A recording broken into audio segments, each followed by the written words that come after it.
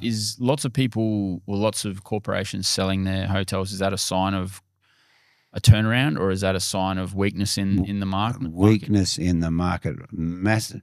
Which gets back to your first question: why are we doing so well? Right. Because I've got to say we're a really professional outfit. We're the longest. I personally am the longest serving person in tourism in Darwin, and myself, my daughter, in the 90s wrote the tourism marketing strategy.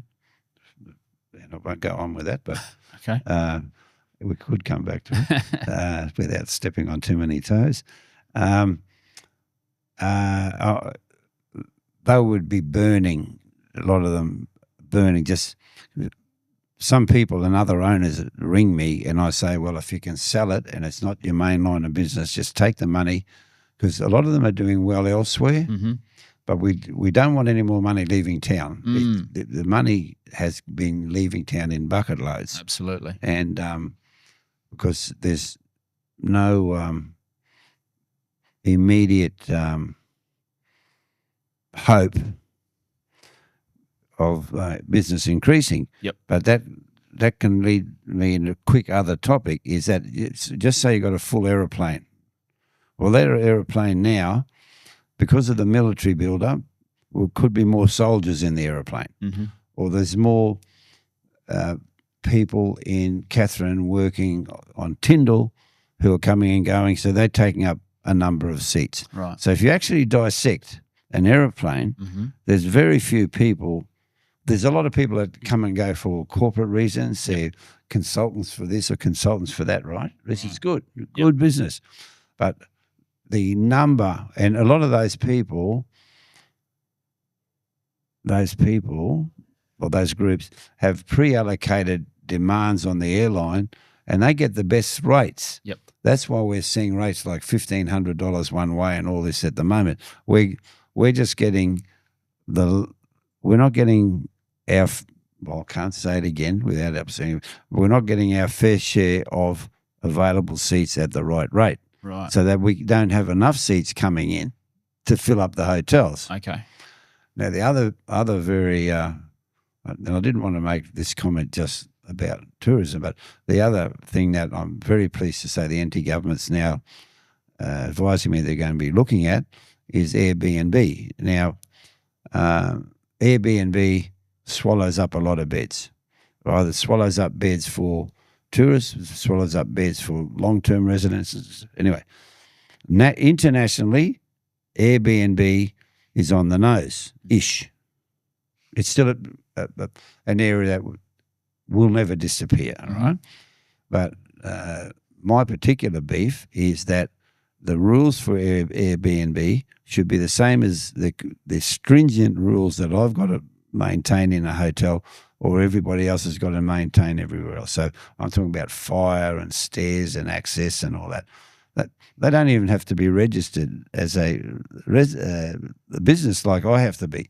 Now, and they don't employ the number of people that I employ. Like I've got 60 or 70 staff. Yep. And so long as in the government's review, Queensland are on top of this. Mm-hmm. Victoria too, aren't they? They're really putting their foot on. Because it affects the feasibility of projects when there's this unmanageable player in the market. I'm in a position where someone's even stolen my Zen name and they've ended up with 100 units of their own marketing under my name. Right. And I can't do anything about it. And it's very painful. It's really painful. But on the little the very small sprigs of green you're talking about, now that's the real deal, because I was speaking to a future owner of one of the motels yesterday, and he said, I'm starting renovating now. Mm-hmm. So that's renovating. And if in your inquiries, a major building in Mitchell Street's been bought, and I'm told it's been converted into apartments. So it's more than green sprigs. Yeah. It's more than green sprigs. I personally have a project on the go that will house 140 people. Is that next to Zen? Yeah, next to Zen, yep. So what's going on in the affordable housing space? Because I think there's going to possibly be an oversupply. Oh, really? Yeah, because what I heard yesterday. Well, it depends if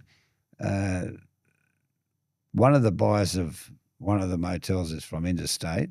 So it depends if they're going to leave their product in tourism or they're going to leave their product in student housing. Which part of whichever are they going to place it in? But there's probably several hundred rooms being planned in the city now. For affordable housing? Yeah. Okay. So has this been long overdue? Because you constantly hear about public housing waiting lists, that type of thing. Is there suddenly going to be an oversupply of affordable housing, and what sort of impact would that have on Darwin's housing market? Well, the impact's fairly simple. Right? There's been Zen and Oaks were the last two major buildings built in the city. Yep. Nearly 11 years ago. And everything gets back to viability. Now, the prices units sold for 10 years ago were in excess of $7,000 a square metre. Right. All right. Now, at less than $5,000 a square metre, it doesn't work. You can't build. The banks won't give you the money. Mm-hmm. The valuers won't. If these units are for sale, yep. We're talking about if these units are for sale. Mm-hmm. So it doesn't stack up. Right. And the shortage of tradesmen and shortage of places for they're still flying people in from Melbourne to do concrete at the airport. Right. Right. And some of the rates for these tradesmen are $100 an hour. Outrageous. Good money, isn't it? It's good money, but these poor guys have got to work in some really serious heat. I mean, so they're earning it. They're burning to death. Yeah, they're really burning to death. So, in my young years, I was a property valuer. So the valuations, so some of these proprietors, and they're mainly Greek, by the way. There's hardly a deal going through anywhere at the moment where there's not a Greek as a seller or a buyer. Okay. And that's really fantastic and they're not leaving town. Mm-hmm. Their kids may have left to go to uni and all that, but so I think they're using a lot of their own money to get this done. Yep. And right. So I think, if in the next 18 months there will be several hundred, between 200 and 300 livable units.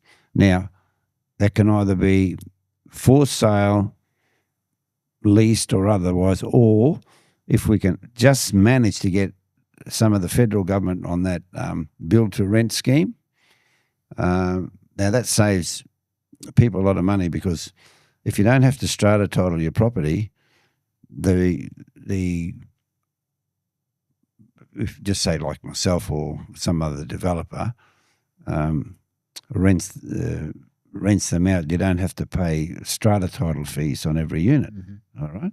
So you may build 70 units and you're only paying council rates on about 5. Okay. So council rates has just gone up to $2,000. Now, in my opinion, that's unjustifiable, but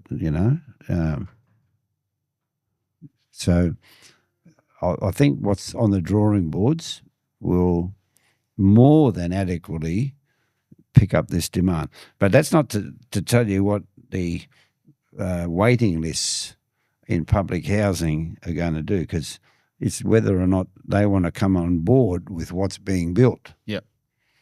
Because you don't want, they might say, well, we want it this big or that big or whatever sort of big is. The bigness relates to the value. If you build that 40 square metres or 80, well, you get twice as many units at 40. So it should be a transition. My view on housing is put as many people in as many rooms and beds as possible, And then if they want to move on, that's fine if there is a stepping stone. Right. But if there's nothing initially, there's no stepping stone. You lose them, they'll go away. And so at the $5,000 a square metre mark, is it still viable to build affordable housing in the city? And make five is absolutely, I think, the minimum. Yep. That's not the building cost. That's the value. Right. The building cost has got to be. You just move the mic building cost has got to be under 3. Okay. Which it is. Yeah.